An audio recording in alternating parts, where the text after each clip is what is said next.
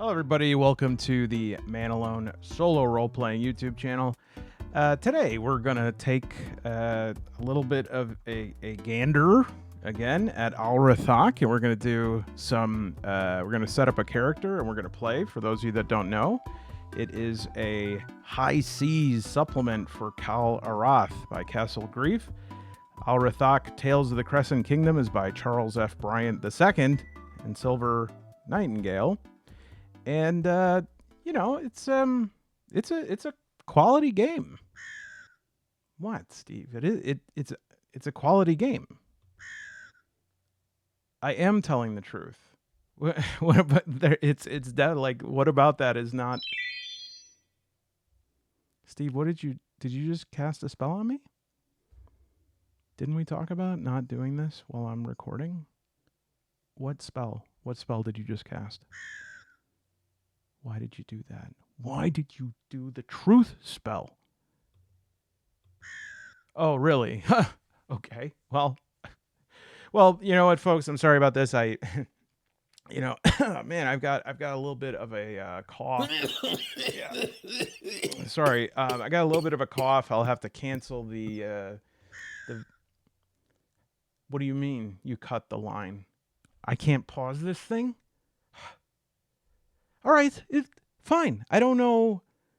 It's not even a big deal, but I'll tell the truth about it. You know, sometimes I wonder if Kal Arath is the best solo game. All right. Please just hold on a second, okay? I will explain myself. Wrong. Thank you, Donna. Your opinion has been... Look, I'm not saying I know it is for sure. Look, I love lots of games. Hell, sometimes the whole world is just a big game waiting at my fingertips, and you know, I'm not saying that life is a... Wrong. Thank you, Donna. I understand. I'm not saying that. I'm just saying that, you know, sometimes you look at a game and it might not be the most spectacular game. It might not have all the features. It might not have, you know, miles and miles of supplements. And it just, sometimes you wonder if a game like Kal Arath has everything we should ever need as solo players. Thank you. Thank you. And so that's why I just wanted to do a playthrough because, well, quite honestly, there's not enough people talking about Kal Arath. Okay? You know what, Steve? Listen here. All right, let's do just a little bit of an overview. The character creation in Kal Arath, and we're going to start there. Couldn't be simpler. You have 5 stats, and you are going to put 4 points into them. The most that you can start with is +2, and you can go -1 on one of the stats to create another point for to put into something else if you want to focus. Leveling up, you have to pay the XP that is equal to the level you are leveling up to. So level 2, I need 2 XP, level 3, 3, etc. And you get XP from having a meaningful session. And that means that you invested, you immersed yourself, and it discourages sort of just like having these brief, meaningless sessions to level or grind, min-max your level. And you can also get bonus XP for like a significant event or, you know, beating a big bad, reaching or surpassing a milestone in your story. And when you level up, you roll 66 versus your current HP. And if you roll higher than your current HP, you can roll D6 and add that. Rolling equal or lower gives you just 1. Or you could put 1 point into any stat to a max of 5. At the first level, you get a skill, And this is sort of choosing the type for your character. So we could do warrior, rogue, mystic, or explorer, and we'll do that in a second. At 3rd, 5th, and 9th level, which is the max level attainable, you could select from a skill list again while forfeiting other chosen advancements.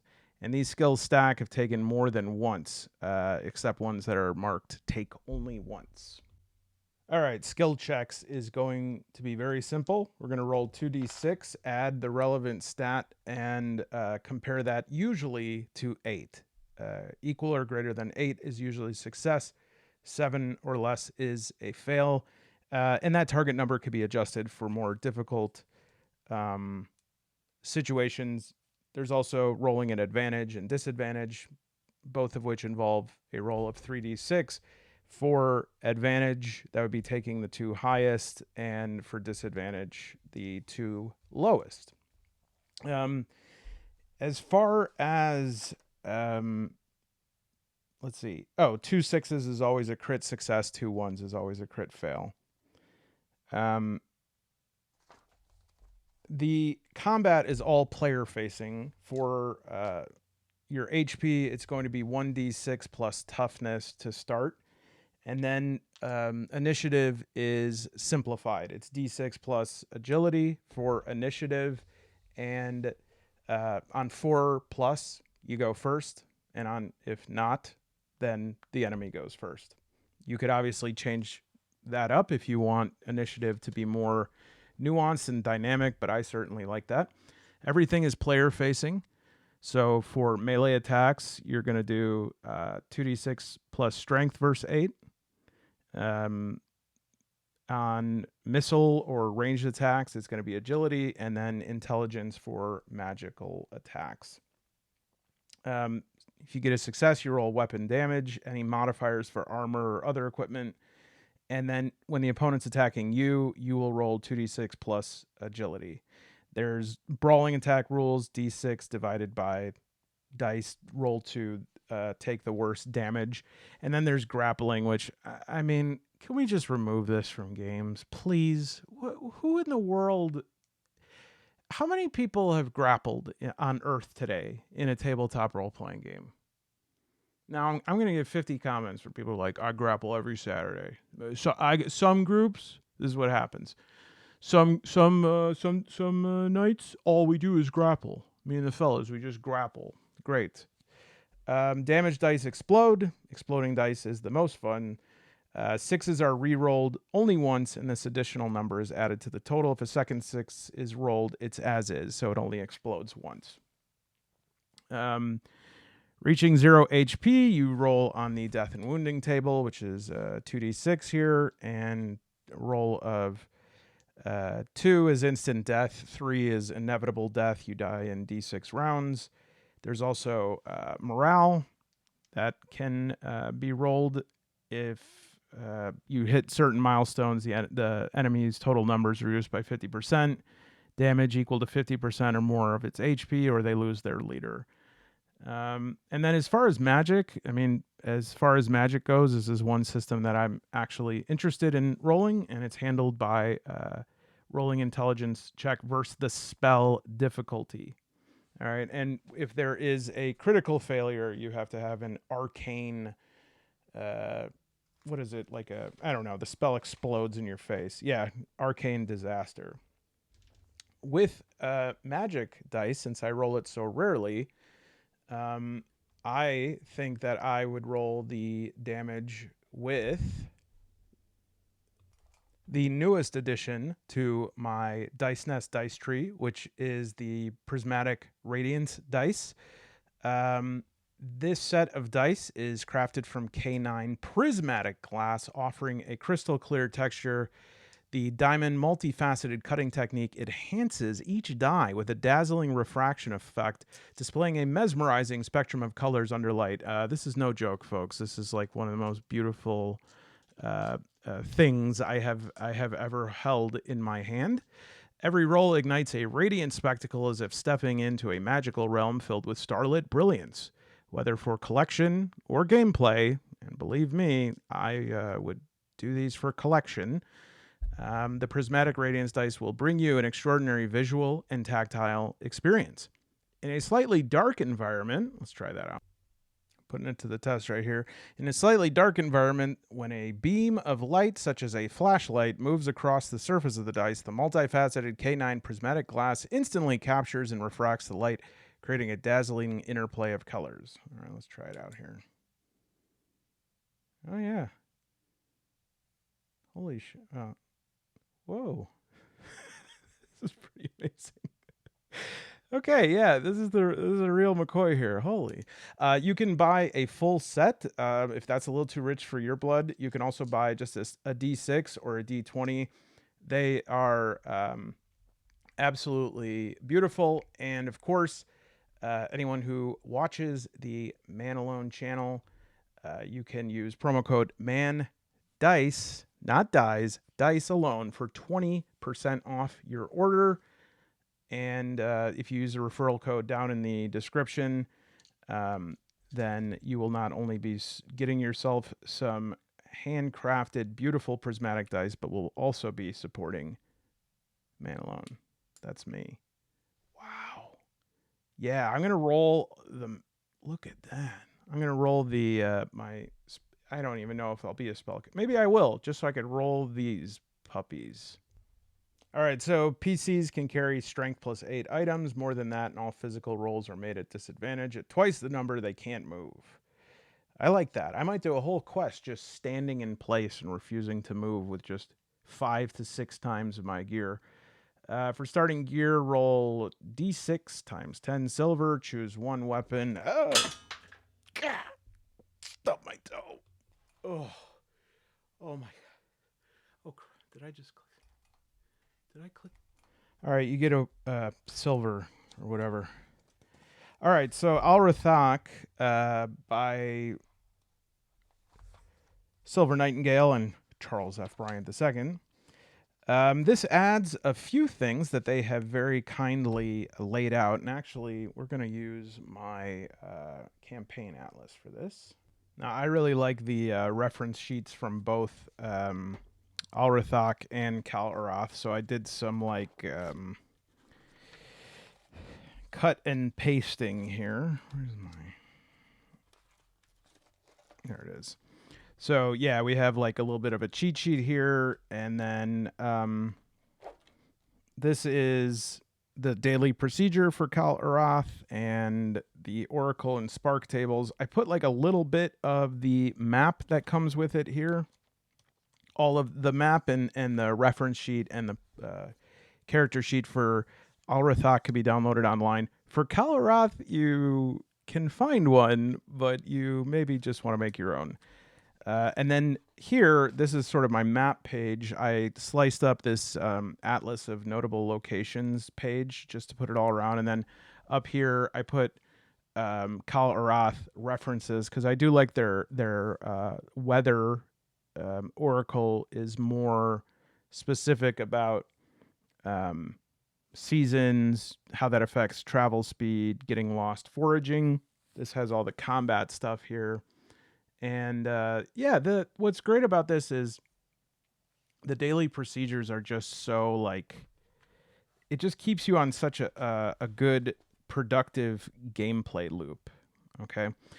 And so with Al-Rathak, what we'll do really quick is I'm just going to look through. We have to choose a name for my character really quick here. 16. All right, let's see here. Dan? No, Jorma. All right, so I'll have a character named Jorma. We'll roll up that character really quick here. And we'll, first what I'll do is I'm going to go through Visions of Kal Arath, see if there's anything early campaign that we could do with that. And then I'll go through Al-Rathak to talk about what's different, and then we'll proceed with creating a character. And we're just going to go here, folks. We got to go.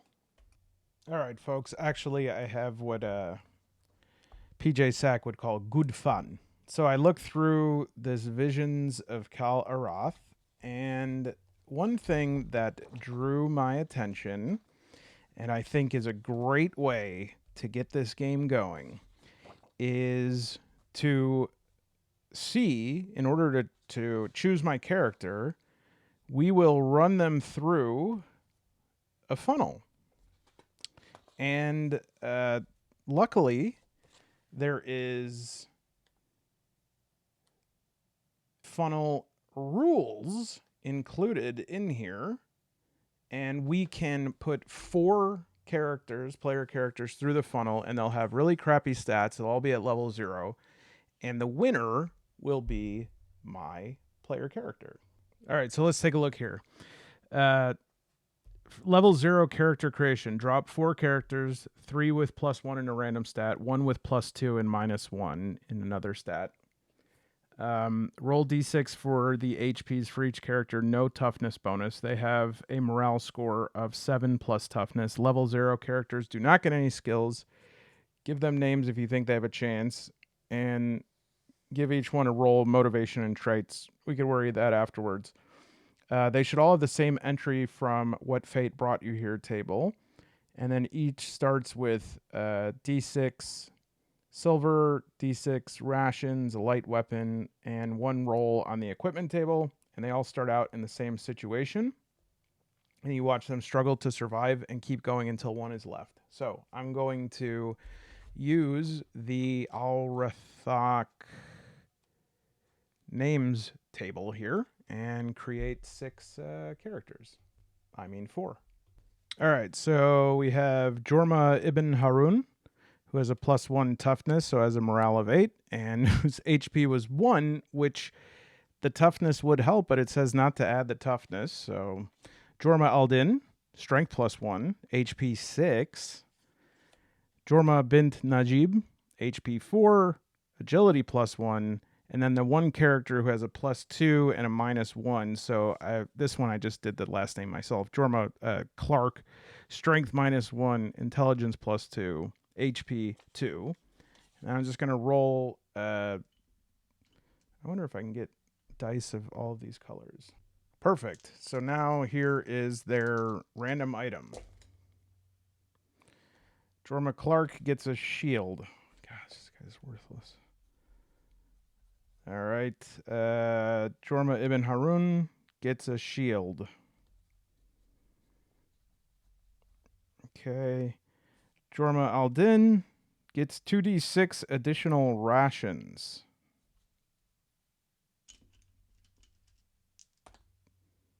Seven. I didn't even know they had rations.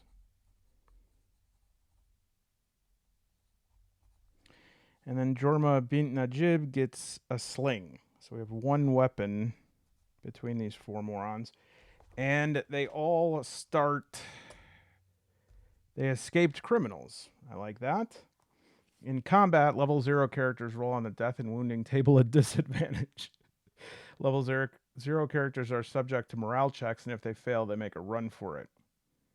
Session 1 ends when there's only 1 character left. Alternatively, if their last encounter leaves the remaining folks dead, any character that ran away earlier becomes the new focus. They should continue adventuring at level 0 until a logical stopping point.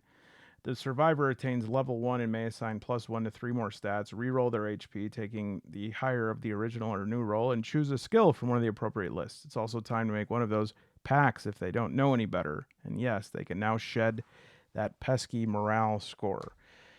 Okay, so I think I'll use the dungeon generator rules. We'll use like a medium-sized dungeon. I think this will work well. So the nature of the locations, 4 caverns. So they went under the prison to these network of caverns underneath. The size of the location, no. Actually, I'm not going to roll on that. We'll just make it medium, 5 areas. And then based on the size, create a dice pool. And what I'll do is I'll actually roll this on a sheet because the location where the dice fall will give me, will tell me what I need to know about like the different areas. So let me find a fresh sheet. Okay, so I'm going to see if I could use the leftover map here and then just going to put them to the side here. So we got a nice little dice rolling dungeon creating area. Sorry for that horrible sound. So put these guys here. And then, see, I might just, well, we shall see. There we go.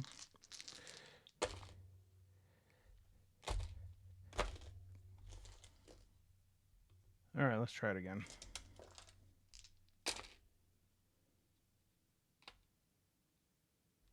Looks great. Okay, so with that, all right, so draw around the dice for your initial throw to determine area shapes and how many passages and connections you'll have to go through. All right, so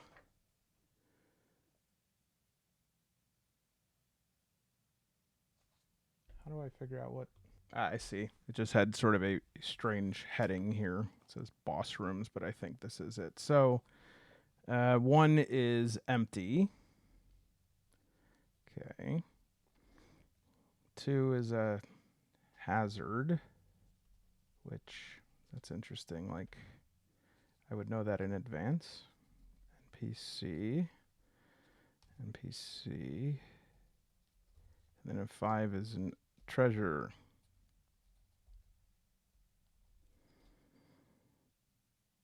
Okay, well, let's see how this goes. Oh, we also can roll the connections between these rooms here.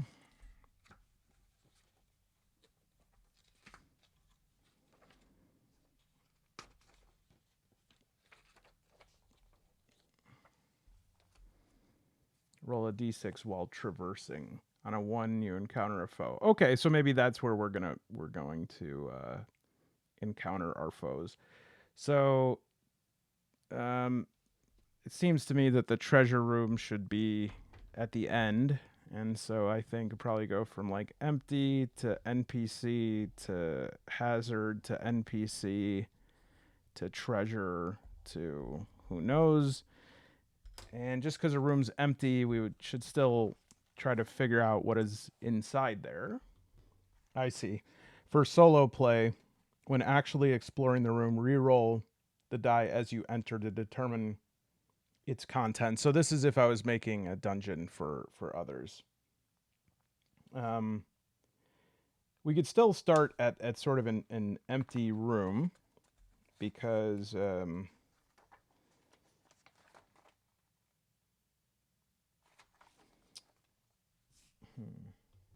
why don't I just ask to start 1d6 like basic oracle. Do the characters know each other? Like, did we plan this escape together? 1, no. And in fact, none of us had any idea that we were escaping, and we've all converged in this empty room at the same time. And Jorma Clark says, well, if we're going to escape together, we might as well know everyone's name. Says, I'm Jorma. And then this guy says, Jorma. And he says, yes, Jorma. Did I stutter? And this guy goes, Jorma. And then he says, is there something weird about that? Because that's a fairly common name. And this finally, Jorma Ibn Harun goes, all Jormas. And he says, no, Jorma's my first name. My name's not Al Jorma. It's Jorma. He says, no, we're all named Jorma. He says, don't you know what that means? And what it actually means in this arcane lost language, I'll roll a d66, 3, hunt, 41, ancient, 52, map. It is the one who is called to hunt the ancient map. And then all of them are like, at the same time, that's what I was going to do. And then they hear someone coming and they're like, we better go. So they go from empty to NPC. And as they go, let's take a look at the corridor here. 5 again. Blocked, impassable without effort. Okay, so probably who's got good strength? Jorma al-Din is like, move aside. I'll take care of this. So he's got a +1, so we'll roll 2d6. Gosh, I need to roll better here. We'll roll 2d6. 2 and 5, 7 plus 1 is 8. So he goes, and breaks it apart. And they're like, oh my gosh, look at this guy. And he says, Jorma al-Din. And while Jorma means seeker of the ancient map, as we all know, and they all nod, he says, al-Din, apologies for those who actually know what al-Din means, it actually means enchant, radiant cloak. And they all go, oh. And he says, yes, we were cloaked by a radiant enchantment that made all of our bodies strong, except, I'll use this oracle now, the only thing that makes us weak, 62, corruption, 52, actually I've rolled 52 a lot, 51, vibrant corruption. It says, yes, the vibrant corruption, when the we can be corrupted by loud sounds, the vibrations of that. And it's, he says, well, it's a shame. And then I'll go, yeah, then we better get going, right? So then they go into the next room, which is, has an NPC, and not just any NPC. Actually, well, this one I'll keep as NPC, and then I'll re-roll the next. Well, I'll do the NPC. I'll do the hazard to be fair, and then I'll do start re-rolling. So the NPC here is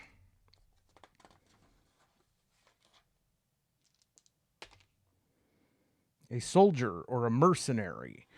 Okay, and is this mercenary like somebody who wants to do us harm? Yes, and he is coming at us right now. So this is probably, since he's alone, he says, hey, you're not supposed to be here. And he is, oh man, this would be pretty good. He's a Black Legion champion, which is way too tough. So his HP is 11, 13, 15, 21. And that's okay. There's 4 of us, you know? So HP is 21. And armor is chain and plate, which is a 2 defense. He has a great sword, D6. Divide by A. What did A mean?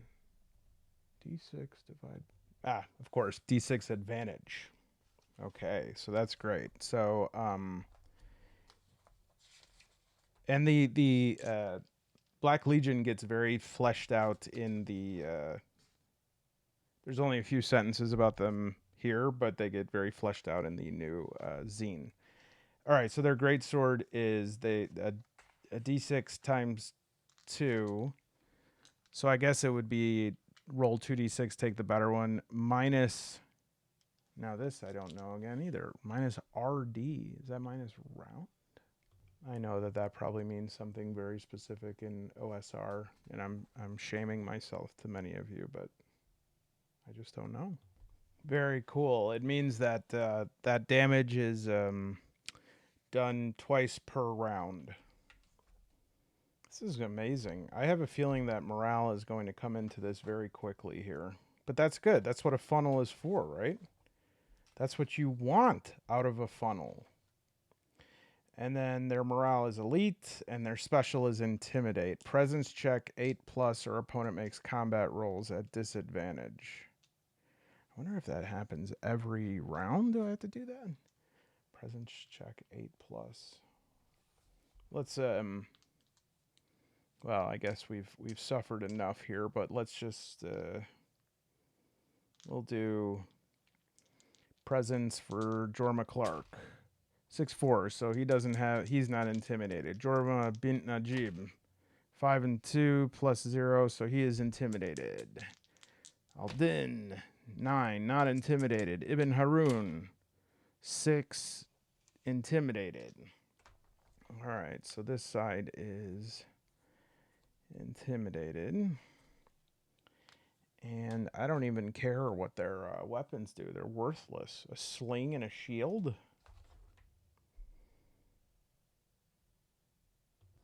All right, very good. So this is a usual shield. It will take 1 damage away, or you can sacrifice it once to remove all damage. And we'll roll d6 plus agility.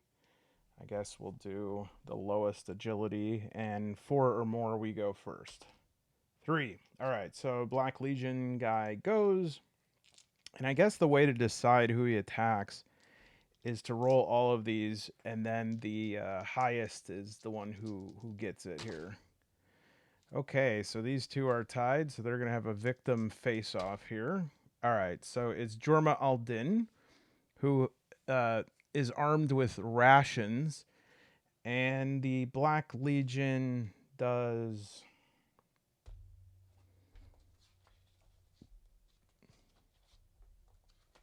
just a little hit here.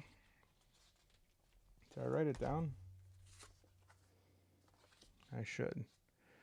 All right, Greatsword does d6 at advantage. Twice around.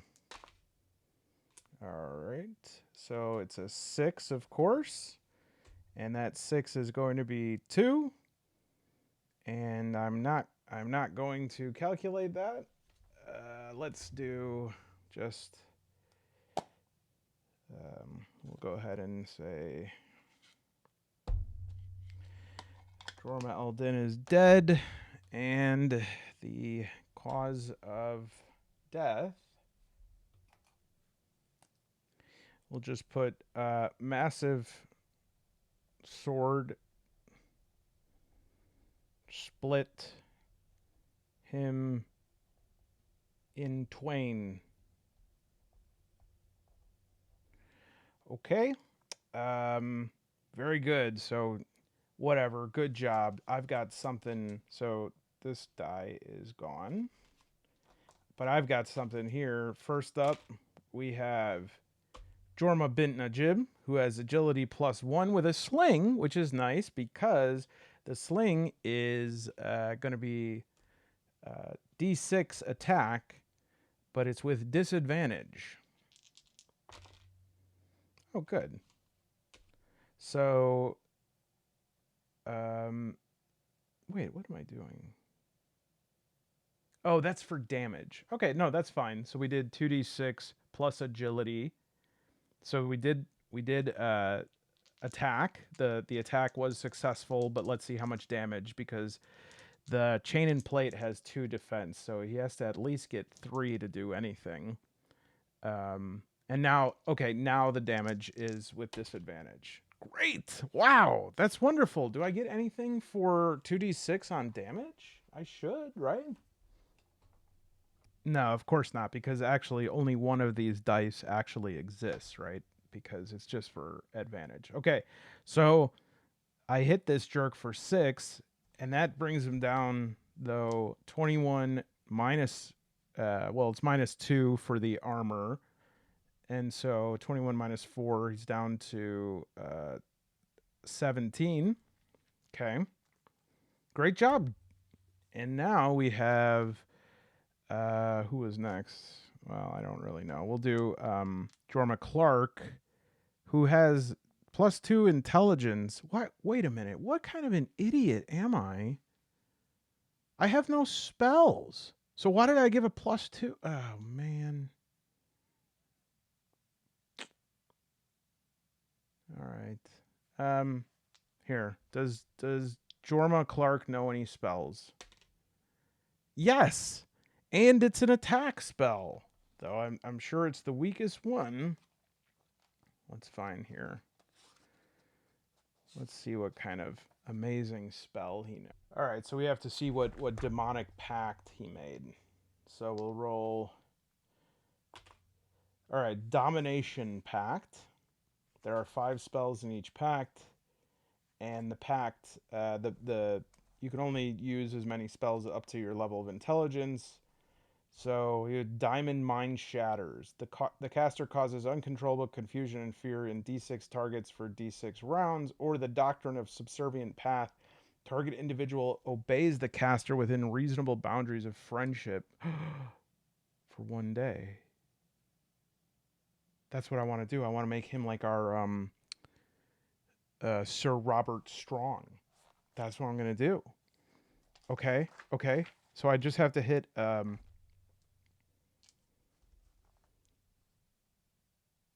increases by 1. Okay, so I have to hit a 9 or more.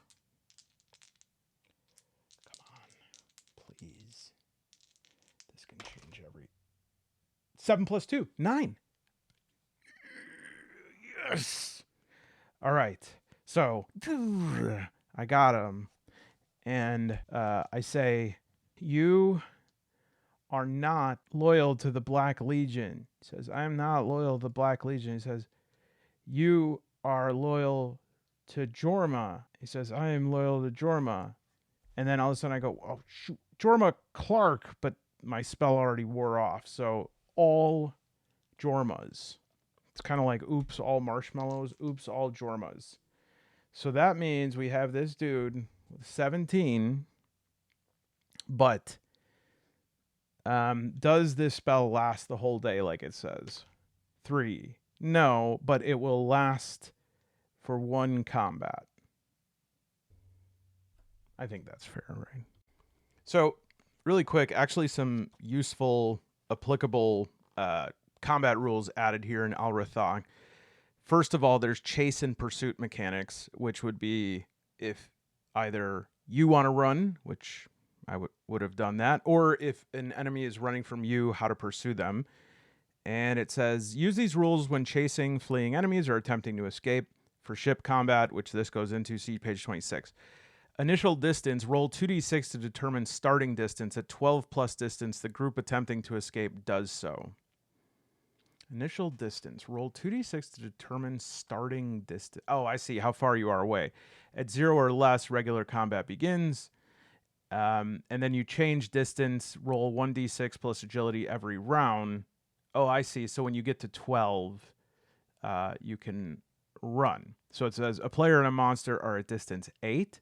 A player rolls 5 plus 1 agility equals 6 versus a monster rolling 2, increasing the distance by 4 from 8 to 12. So it's like you are running and then the monster is running after you. Although I wonder, does the monster get to add their agility as well, or do they just do a straight roll? Terrain effects in difficult terrain, all pursuit checks are made at disadvantage. And then enemy combat tactics. This is really cool. So they're more cautious the lower the number. 2 to 3 is like defensive. 4 to 5 attack the weakest target. 11 to 12 is like a berserker charge. And then I actually like this optional rule. It says enemies add an aggression modifier to the chart above based on their morale score. Each point above 8 adds +1, while each point below 8 subtracts 1, making high morale foes more aggressive and low morale foes more cautious. And then if you do a reaction check, like here, 2 to 3 is hostile or kill, whereas 11 to 12 is they're friendly, right? We should have done that. I mean, it's pretty clear. I did make a quick sketch here of the... this is like the Black Legion Knight, who I decided to call Don Formaggio. Now, I don't know if Don is like short for Donald or if he's like a Don, you know, like a godfather. Anyways, I gave him 17 out of 21 HP, which he had. Armor 2, which he had. D6 with advantage times 2 per round, which he had. And then I just did strength and toughness 3, presence and agility 0, and intelligence -1. And then just for size reference, this is like an average Jorma. All right, that's a little much, but it made me laugh. So, yeah, so if you were to roll like a 2 to 3 on their reaction, they're super angry. That's going to add to their aggression. I like actually thinking maybe about the enemies as we encounter them, what their overall aggression score is. You know, in Dragonbane, the aggression score is a cool thing where big sort of... in Dragonbane, every combat is an NPC unless the combat is a monster, which means it's like an elite or boss. And if it has an aggression score that aggression score is how many times it attacks per round. So it could be cool. All right, so it's clear that we are on our way, and we have Don Formaggio, who's going, maybe Don Fromage, who's going to follow us another beat here. So we went, this was the NPC room, and now this is a hazard. Normally I would roll this again as we enter it, but just to see how this goes, we're going to look at the trap rules or hazard rules. So I think that might be, yeah. Weather, combat. No? Trap rules. If not, this could be something I could add to my, let's see here. Forage results, daily procedures, combat. Oh, this is really, I actually should have been looking at this the whole time. All right, I'm going to look up the trap rules. I think I know what they are, but I just want to see. All right, so the hazards here, we know it's a hazard, but now we're going to roll a 2d12 to see the nature of the hazard. 9 is a falling rock trap. Agility check 8+ to avoid or take 2d6 blunt force damage. Darn. Okay, so each of them, who's left? We have Jorma Clark is alive. Jorma bint Najib is alive. Jorma al-Din is dead. Jorma ibn Harun is alive. Lively? Not sure. Oh, this is the right. And then we'll give Don Formaggio the Black Legion dice, which the only black die I have right now is the kitty cat die. So we'll give Don Formaggio that. And so let's check out everybody's roll here. All right, so Jorma. Oh, wait, no. You know what? I'll have to. How am I going to do this here? Well, I'll have to do initial rolls if I want to do these all at the same time. So 1, 1, 3, 5. All right, so Jorma needs, well, his agility is +1, so he actually needs only a 2 or more. And he rolls a 1, so he's going to take 2d6. And then his agility is 0, so he needs a 7 on a d6. He fails. And then Jorma ibn Harun, no agility, 4. But I forgot what I rolled. Let me look at the tape. All right, I'm going to roll again. Give these guys a fighting chance here. I'm just going to roll like a normal human. All right, Steve has agreed to help. Thank you, Steve. Thank you. So first, we're just going to try this again here. So we're going to go Steve. All right, so a 9. So that's a success. And then we have Ibn Harun is a 3 and a 5 and 8. Good job, Steve. Steve, I hate to ask this, but you're not using any magic, are you? Okay, good. I'm sure that was nothing. Okay, Jorma Clark, come on, buddy. A 4 and a 5, another 9.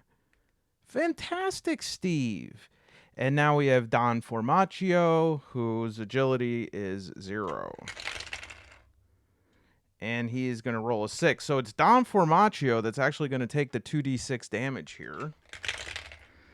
And he's going to take 7. -2, because it's like an armor soak. So he goes down to, that's -5. So he's down to 12. But everybody else, great job.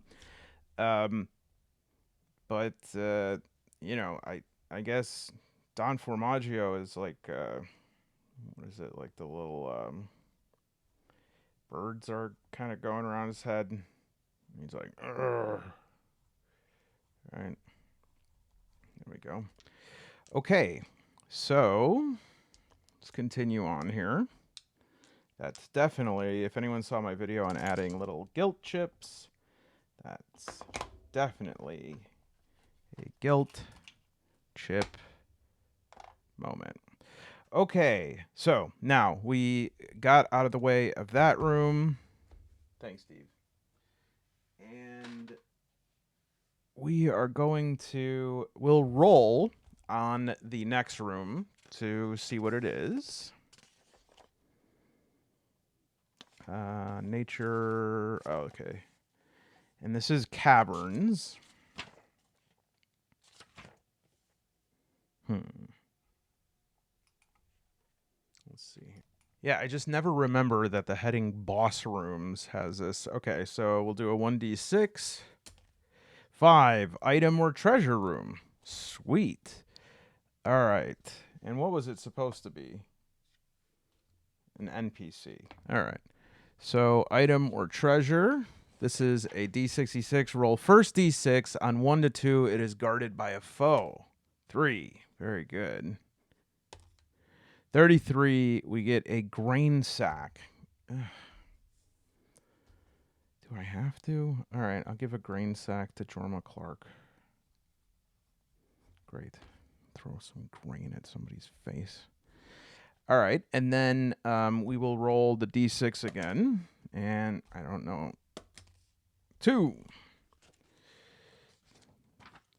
A foe, monster, or combat. All right. So this will be the only combat that Don Formaggio joins us for. And it's a 2d12.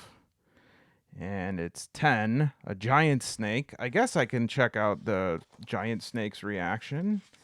I say, hello. How are you? And we'll probably do like I'll do a minus. Well, let me see. It's a d12. I'll do a -6 on this because it's a giant snake. Okay, 8. Yeah. So this thing really wants to kill. And let's see if we can use the combat info here.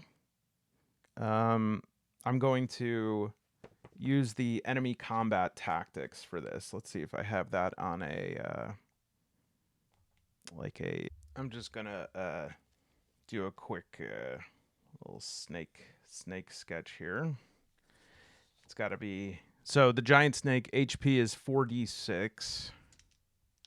Maybe that'll determine 6, 11, 14. All right, so 14 HP. Armor is 0. And then its attack is bite 6 d6 plus poison. Toughness check 8 plus or take additional d6 damage next turn. All right. So I would say this is a formidable snake. What do you do with this snake here? Got that little weird nostril, right? And well, I guess there's like the cobra snake. And then there's, you know what? I'm going to stop. BB and I were talking today just about like Steve Irwin was awesome and obviously like a super cool dude. But do any of you know like why he would wrestle with the crocodiles? I know, was it just to like show people the crocodile? Because I mean, it's, you know, I don't think crocodile, like I don't think he hurt them or anything, but like I was saying, even if he didn't hurt them, how would you like it if you were just walking down the street and someone's like just tackled you to the ground? Anyways, I mean, I don't mean to call the greatness of Steve Irwin into question. I guess let me work on this a little bit. Dude, snakes are messed up. They're like really scary. Do any of you have pet snakes? All right, I don't mean to offend like snake people. I know there are so like people who love snakes. They call them like their my little goblin or whatever. But my question is, I have this theory that people with snakes, you either are a dude or live with a dude who has like long hair and doesn't wear a shirt often and has like majestic chest hair and wears like those stretchy harem pants. Anyways, I actually read up on it and it said that Steve wasn't doing it for sport, obviously. He was doing it to like for conservation. A lot of it was to do research, but also to relocate them if they were a threat to humans or livestock or the other way around. So he had to like learn how to wrestle them. Isn't that weird that like that's his job and your or was his job and then your job is what do you do again? Uh you know what? Why don't you just stop there? I don't understand what that is. All right, I think this is pretty good here. I remember seeing Steve Irwin's son on like a late show, and he was just like a clone. Although I was thinking of Steve Irwin and his family a lot today. I'd like to check in on his son because I hope he wasn't just like he seemed like really excited and really happy, just like his dad. And I think a lot of people found some like catharsis in that. But I hope he doesn't feel like that's all, that he has to be that way for the. You know what? I don't actually have the bandwidth right now to be worrying too much about Steve Irwin's son. My heart goes out to all Irwins.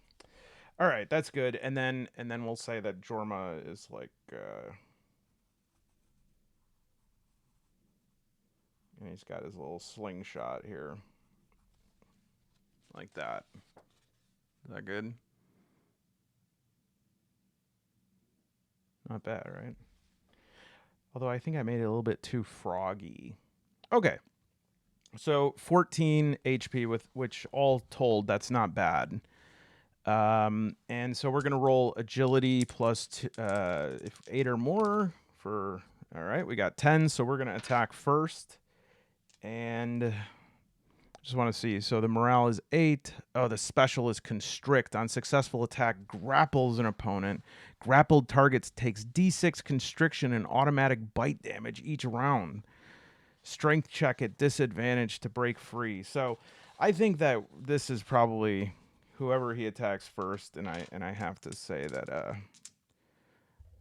let's see if we'll use the Al-Rathak combat stuff here, which I'm definitely going to print out and add to my. All right, so 2d6, 10. Attack the strongest target. Okay, so he's going to do an agility check here for Don Formage. 4, so he hits Don Formaggio, and so the bite is D6, 5 damage, toughness check 8+, or take additional D6. Now, Don Formaggio has +3 toughness. 9. Yeah, so he did not get the bite, but he did take 5. So Don Formage, we might not even have to worry about limiting his impact. He's down to 7 HP. Oh, no, wait. His armor soaks 2 again, so he's at 9. Okay, and then let's do the. So it'll go. First will be Jorma Clark, then will be Don Formage, Jorma bint Najib, Ibn Harum. All right, so Jorma Clark is going to give it a go here. 5 minus, nope, not going to do it for that. Swings and misses. All right, and then Don Formage, +3. 6 + 3 hits, and then it's going to do D6 twice. 3, 7. And our snaky boy has no armor, so that's going to cut half of his HP, and so it might be worth our time doing a morale check. It's not a really good idea to have a super powerful guy as part of a funnel, but that's okay. All right, let's do a morale check. So it looks like it's straight up and down morale check here, 2d6. And so that's a 9. And so they did not flee. Because it says failure means the enemy flees or surrenders. And it would be when it's reduced by 50% of total numbers. Okay. So next, I forgot, but we'll just do Jorma bint Najib. He's going to do 2d6 here. And no attack. Jorma al-Din, rest in peace. And then Jorma, I don't know why I keep switching dice, Ibn Harun. Wow. Nice swing and hit. And I guess just has, oh yeah, D6. Ah, I was supposed to do D6 with advantage for, it's fine.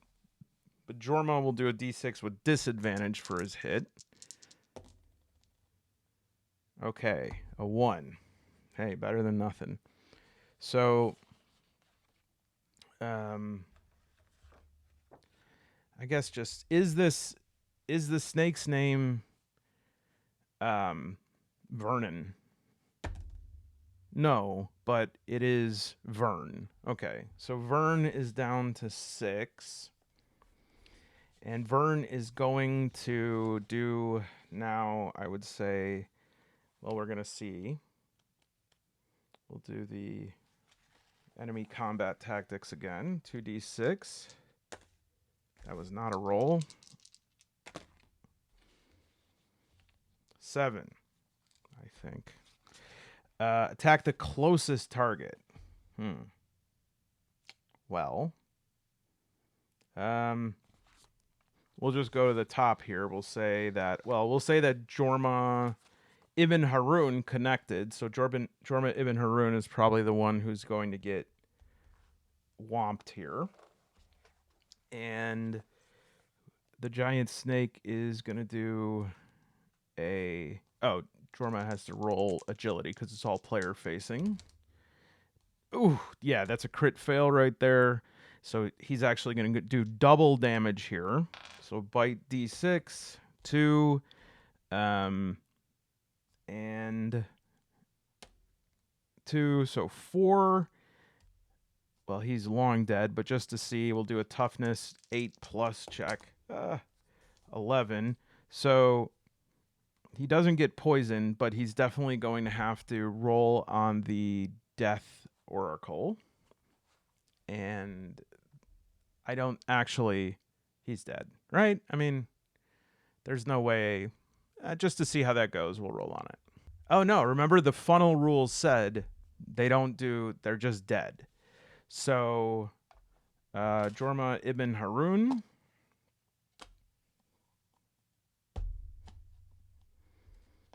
Int. I'll just change. I don't know what int meant. Intelligence? Well, whatever it meant, it now means ingested by Vern. All right. So, we are now back to... So that one's gone. And we're down to 2 here. So we'll roll for initiative. 2, 3, 6. So we'll go Jorma Clark. And you know what I'm not clear about is, like, for magic, does it use up any sort of like MP? Let me look that up.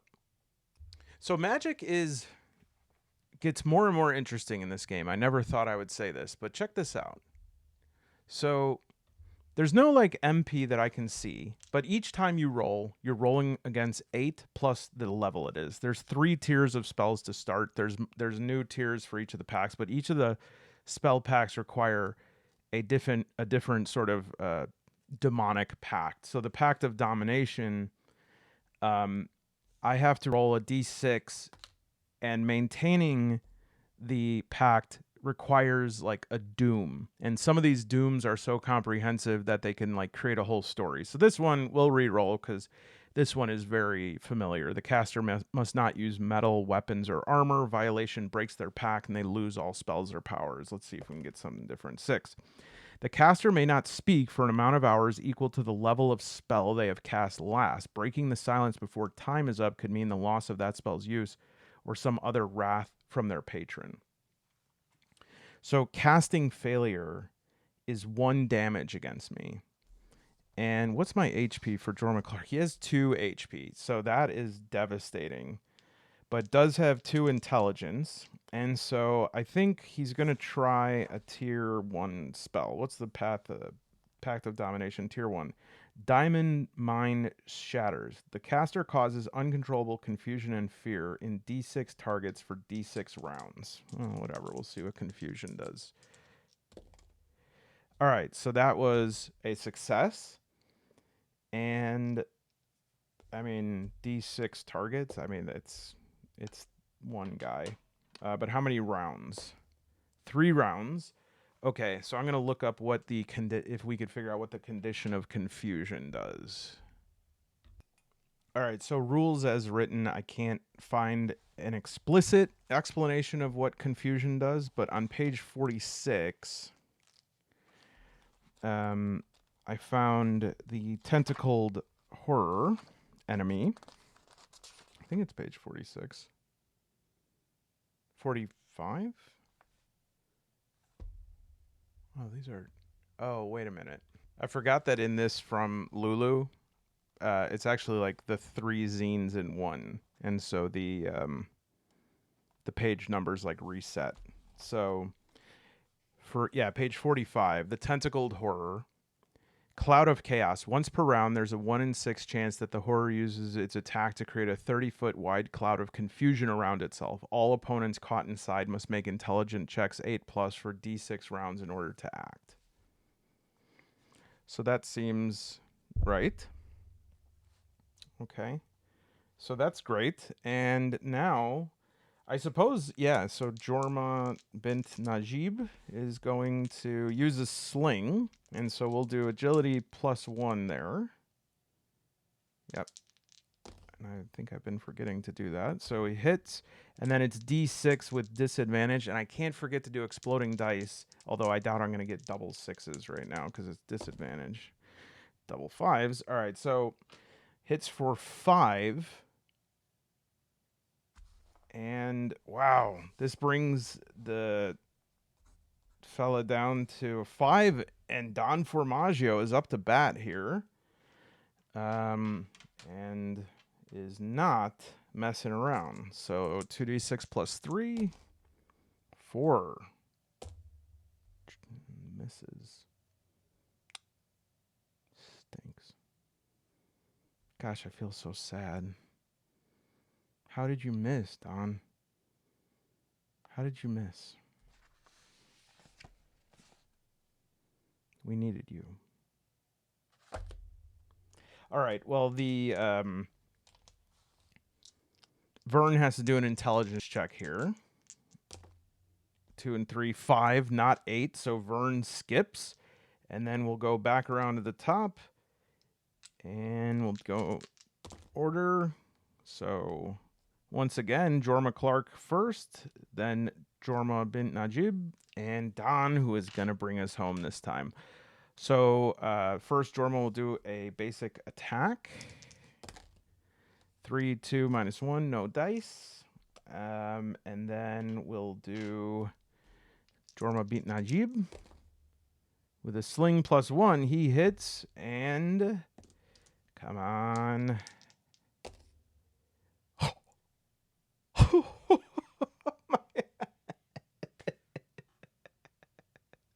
Woo! I hit the double 6, which means we explode the 6 again, too. But it doesn't matter because this guy is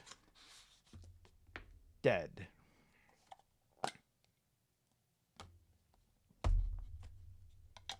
Cause of death.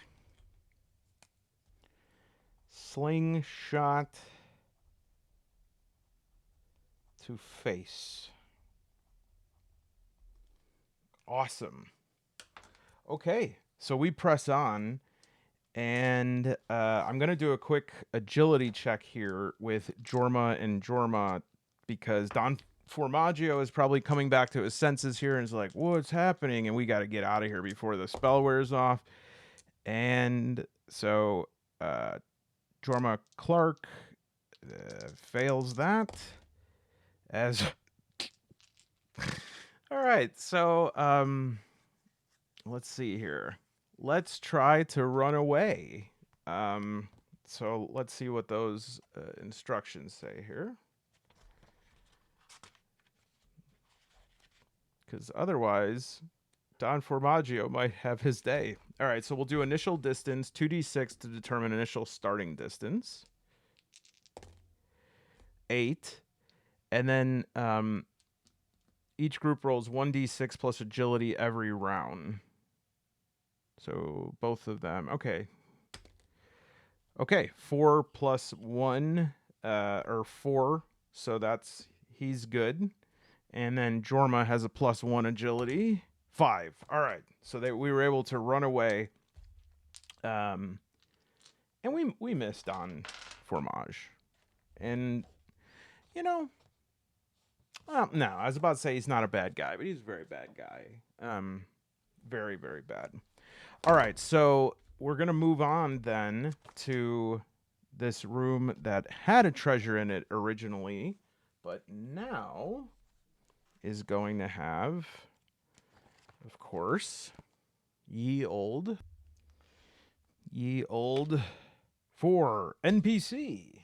All right, this is great. We have almost everything we needed to hit here. So let's take a look at NPC. 1d6. A treasure seeker. Okay. Does that mean anything? You know what? I actually need to look at... have been forgetting to do this. Corridors. So let's just take a look. 2. So that was a winding, narrow passage. And then the one we escaped from was a 6. A special feature, a trap, mural, etc. And so we'll say that a roll of 1 will be a trap, and a roll of 6 in this hallway will be something special. 5, nothing. All right, so this NPC is a treasure seeker. And I'm just going to check, make sure there's no direct entry for that. Otherwise, we will create that using oracles. Okay, so we know that the role of this individual is treasure seeker. And we'll just use the Al-Rathak names here. And we'll go 1 to 3 masculine, 4 to 6 feminine, 3 masculine, and the name is 46 plus 51. So it's Suleiman Al-Jabbar. All right, and Suleiman Al-Jabbar is a treasure seeker. I suppose that he hasn't always been that. What else is he? 61, a beggar. Okay. And his motivation is 22, establish legacy. Okay. And his traits, he is 15, moody, 45, loyal, and it does, that's a settlement resources. Maybe he tells us a rumor. I don't know. I know that's a settlement rumor, but why not? 56. Upcoming battle. Great. So we both see Suleiman, and we're running through the hallway, and he, being moody and loyal, we say, tell us why you're here. Get out. Tell us why you're here. Get out of our way. And then one of the Jormas says, you know what? Actually, what the hell are you doing down here? Maybe you want to be... Actually, this would probably be good. Oh, let's do a reaction table. Let's see what... All right. So he's favorable, curious, and grab him by the shirt and go, maybe you want to give us your clothes right off your back so that we can have a nice disguise when we get out of here. And Jorma Clark says, that's a great idea. Yeah. Or maybe since you only got one set of clothes, maybe we'll just take your skin off. And he says, Suleiman says, how would you do that? He says, what? He says, well, how would you take my skin off? All you've got is a shield and a grain of sack. A sack of grain. I don't know why this guy is British. So it's not important. You have no idea what I can do with this grain of sack. And he kind of shows like some sparks of this arcane power. He says, "You've got a pact, a blood pact. Those is very dangerous." And Jorma bin Ajib says, "Stop wasting our time. Why are you down here?" Does he tell us why he's here? Yes. And he says, "Well, normally I'm a beggar. I beg for treats, I beg for eats. That's my little tagline. But today I met somebody who was absolutely obstinate. And I said, please spare just a coin. Perhaps I could buy an eat or a treat or wash my feet." And I just kept going with that rhyme scheme until finally this obstinate lady gave in and said, "You want a coin? I'll tell you where a coin is. You've got to go down in the caverns beneath the prison." And I'm getting more cockney right now, I know. She says, "You've got to go in the caverns underneath the prison, and down there, there's some treasure." Says, "Well, where is the treasure?" He says, I'm loyal. She told me not to tell anyone, and I am loyal. "Does he tell us?" Maybe. And perhaps he needs a little intimidation. "Loyal, are you?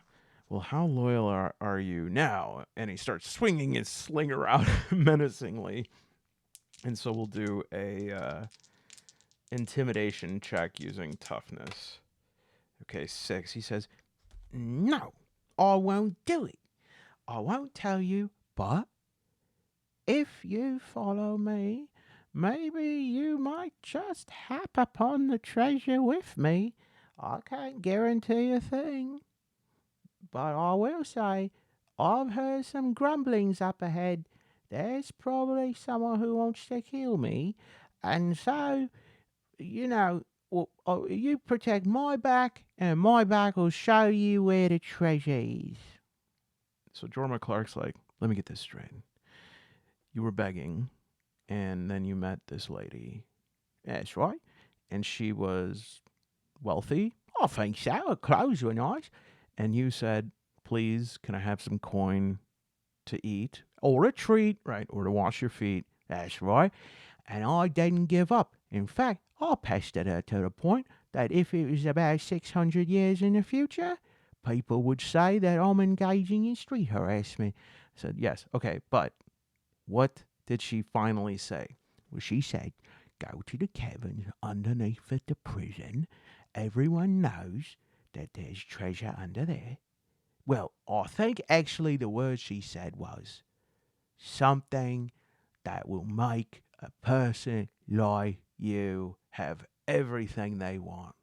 Oh, you know what? Maybe she said it will get a person like you exactly what they deserve.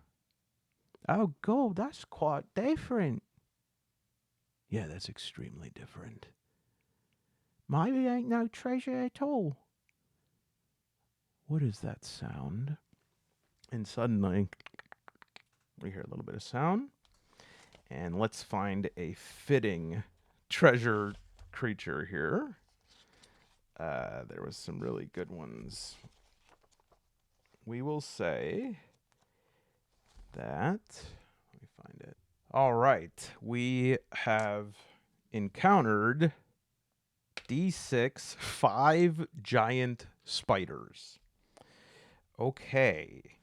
So these spiders, let me actually look up how we can fight group enemies the best way. All right, so we're just going to do, since the spiders are 3d6 HP, we'll do 3, 5, 8. We'll do 8 times 5, 40 HP. They have chitinous armor for 1, bite d6 plus poison, morale of 6, and they could do webbing, which is an agility check 8 plus, or target is immobilized until a successful strength check. So let me make myself a spider really quick here. All right, I'm going to try to draw the type of spiders that I suck at drawing, which is like the actual front perspective here. Um, you know what I occasionally like get curious about is sometimes when I watch videos with spiders, um, number one, I'm like, it's hard to imagine a more like terrifying thing that I'm very happy that they like exist at the size that they do, because if you ever read that Andrei Tchaikovsky book, Children of Time, and it's like the little spider jar gets out and they have that process of hyper evolution and the spider becomes like super intelligent. And then there's this whole chapter on like everything that spiders are able to do now, like the way that they can pretty much like communicate through their web, just like the tapping through their web. um I mean, it's well, I guess. See, I'm reading this other book that's really good called The Mountain and the Sea. Highly recommend. And in that, it also talks about octopi and how if octopi lived longer and didn't abandon their young, because basically the young are born and then the tide will take them like a mile away from their parents, and then right after um, they're conceived, the father dies, and then right after, the mother will basically die of starvation from protecting the eggs, and then the eggs float up to a mile away. The children never know their parents, so like culture can't be passed on, but they have mental capacity that is amazing. And then the other intelligence limiting thing is I think they only live 3 years. But it's basically saying like one of the if they had all of the conditions, they would have an intelligence to form some sort of like society. Or maybe that's an overreach. In fact, if you're like a biologist, you may want to correct me, but they certainly would be able to accomplish something. And it's very interesting. I've talked about before that the reason that humans are like the apex predator is because we are able to work on things through generations and generations and generations. But, um, anyways, I'm pretty sure that if spiders were like that, we would be in real trouble. But it's so scary, man. I mean, they're so different. Like, they're just not even close to us. And I don't know. Like, there are people, again, who look at spiders, who look at snakes, and they think they're really cute.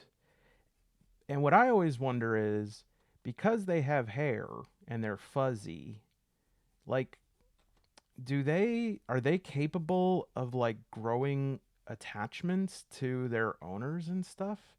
And I'm curious about it. Like, I don't necessarily want to take the word of like a YouTube spider owner, because those people probably really want their spider to be their best bud.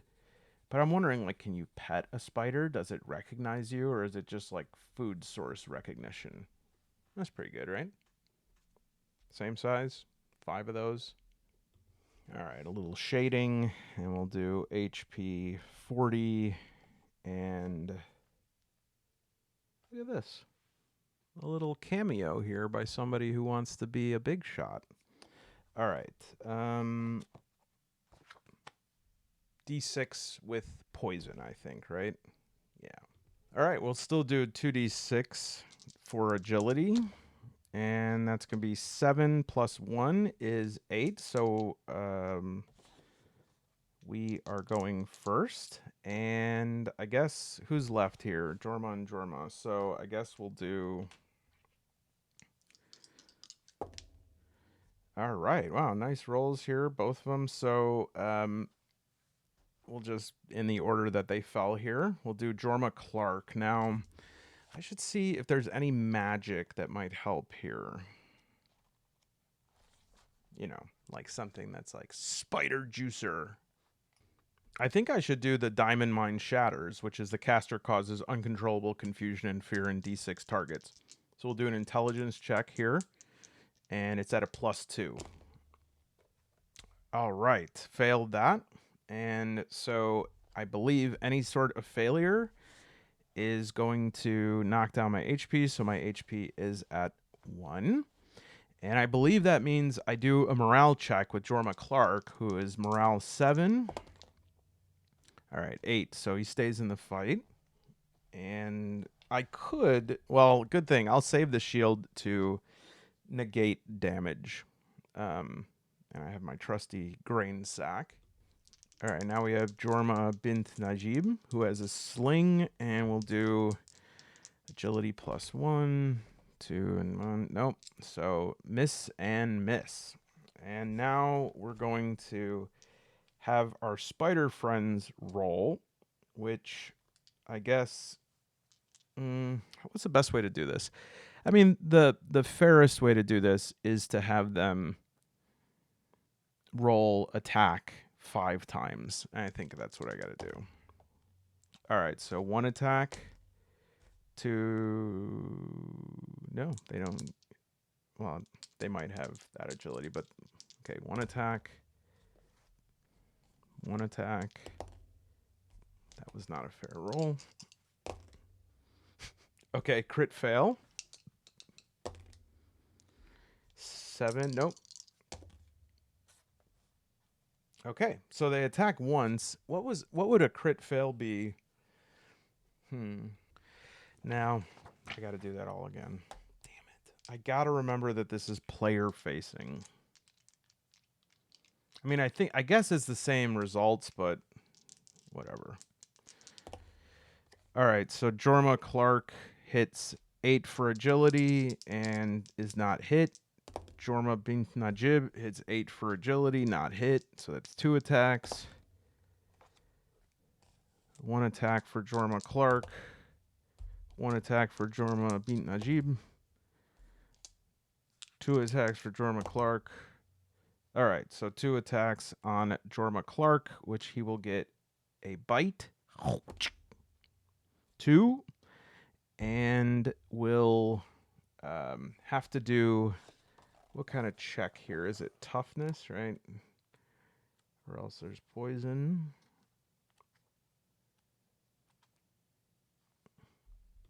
Yeah, so it's D6, toughness check 8 plus or paralyzed for D6 rounds.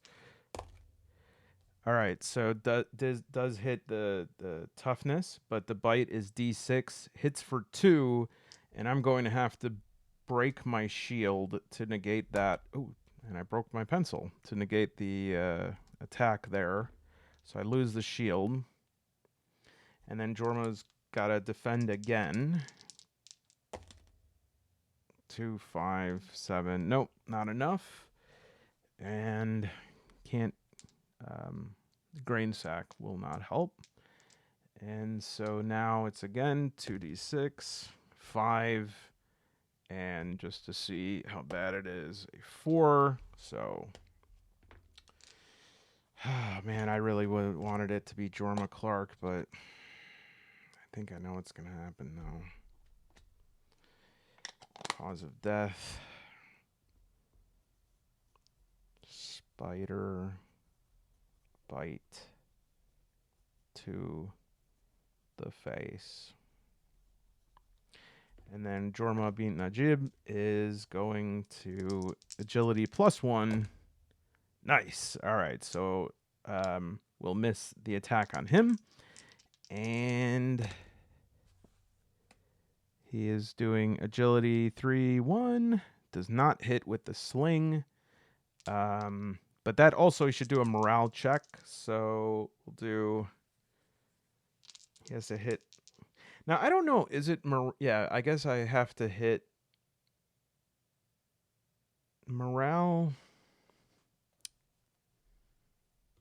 Yeah, so roll... It's just straight 2d6. 4, 2... Does not hit the 7. And so he is going to attempt to run.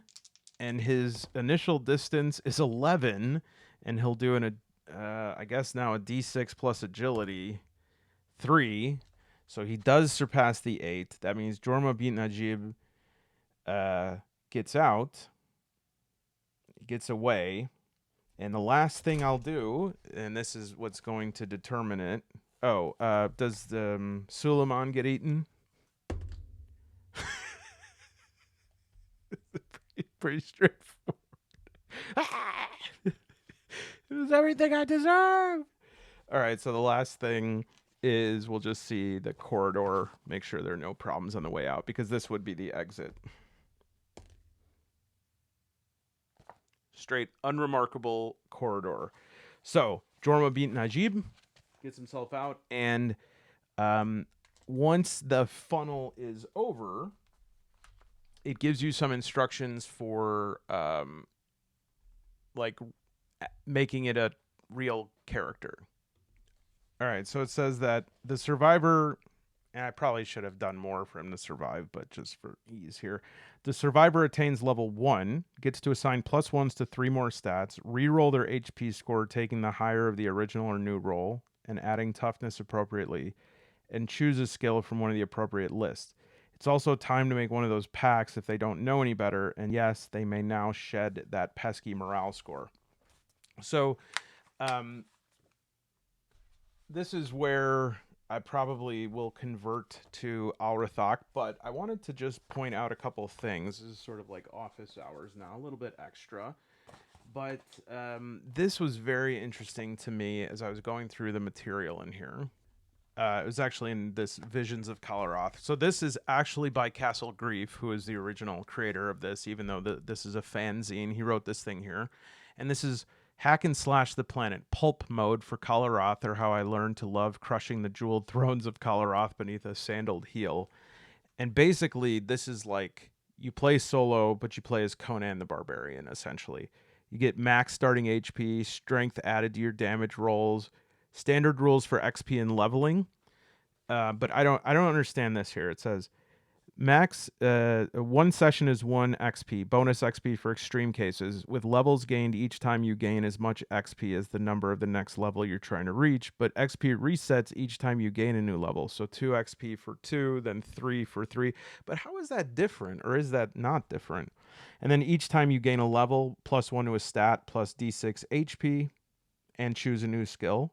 You can dodge multiple attackers, and each additional attacker you defend against adds +1 to the difficulty of the agility test from standard 8, 9, 10. That sounds like something I did wrong. All dodge critical successes grant you an immediate counterattack and gain a fate point anytime you roll boxcars, 2 natural 6s. So it says these adjustments will ensure you play a capable and dangerous PC, but criticals, exploding dice, and the like keep the game dangerous and deadly. Trust me. And what I like about this is that basically makes your character into a Scarlet Heroes character, which is awesome because there are certain games that lend themselves well to just hanging on. You know, that's something I liked about Dragonbane solo is it's like you're just hanging on the whole time. You got to be really resourceful. But something about this sword and sandals setting makes me want to just like swing an axe into skulls. You know what I mean? And so that to me seems like if I were to continue with this specific character, how I would do it. I also wanted to show just a little something in what you're getting with Al-Rathak, which I think is an outstanding supplement. You know how sometimes when people make a supplement on a game, they just sort of like copy paste with a different setting or something like that. Do not let me disabuse you of that notion when it comes to Al-Rathak, because this has elevated it so much in terms of just like making this not only a fascinating setting, right, but also adding new skills, new spell packs, new weapons, new equipment, those new combat rules, this whole option of new fates that brought you there. There's also this thing where at certain points you can gain audience with the Sultan, and of course sea vessels and ship combat, which is something that looks especially cool in Visions of Kal Arath. There is like this whole this whole section on like creating a these clustered oracles are awesome, like really targeted ways to build up NPCs. Paint your battle wagon. So this is like creating a barge from scratch, and this so makes me want to like draw this up. You know what I mean? Like draw it from the ground up and really make it ornate and take time with it. But it goes step by step. And you can even make your barge here into a dungeon so that maybe when you earn it, you have to take it over. Then there's some mass combat rules.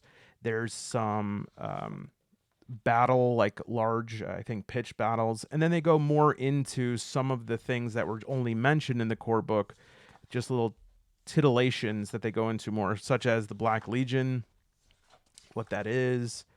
A whole thing on potions here, exotic weapons and armor. There's this adventure module, Temple of the Charnel God, I think. A whole list of NPCs. So this is really cool, and we need to have more people talking about this and using this for a playthrough. I would love to see some more people using Al-Rathak as well, because it's just so well arranged, and it's got these reference tables are so good. And one of the nice things, I got an early copy of the hardcover that I would love to use, but it was like still in development a little. So this is really, really well made. And the sleeve, and I think it's still like this if you buy it now. Like I said, though, it had a little bit of differences, and so I didn't want to give any incorrect impressions of things. But yeah, the inside dust jacket here has like the spark tables. The audience with the Sultan, that you have to like sort of do several things in advance to earn that. There's also this whole system for receiving quests from NPCs, which again, I think would make an awesome way to loop play, you know, because it's called like creating a trial. And these are really good in solo play. I mean, there are some people who don't like this way of doing it. For me, I think it's just like the best way to do it. And this whole trial table and adventure generator, you basically will infer. So let's try it. There's action, subject, key location, main villain, complication, and important PCs. So we'll do it like this. The action is to assault, assassinate, or destroy a market or caravan. So maybe we have to intercept a caravan. Let's see for the key location here. 5. The desert of Ramal al-Zahir, the sands of illusions, a desert hex to the east, at least 6 hexes from the veiled city of Anepsed, which it's a really nice hex map and overland generator. There's tons of encounters in this for overland and adds ones for dungeons, but it goes further than that. Has ones in all different district, docks district, market district, opulent district, slums, all the encounters for that. And so this one would have you go into the desert, and we're going to have to face Ifrit Jinara al-Fairuz, the emerald flame from the mountains of veiled secrets, with a complication, which I don't know, maybe we'd do this during the adventure, a faction involvement. So then you go to page 66, and there is a robust faction system as well. Man, I'm selling this book so much that if anyone wants to buy mine, forget it. I'm just saying they're for sale too. These ones are really good though. I mean, I gotta give credit where credit is due.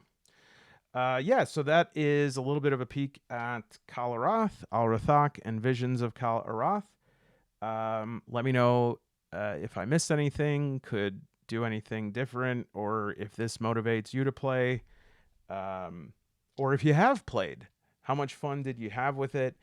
And I think everyone can see that it is beyond a shadow of a doubt now that this is the greatest solo. I'm not... You know what? Thank you. It's about time people around here give me like a little bit of respect. Not now, Steve. Get over here. Oh. Do you realize what you do to me? No. You're not doing spells. No spells. We agreed no spells. Stop it, Steve. Ugh.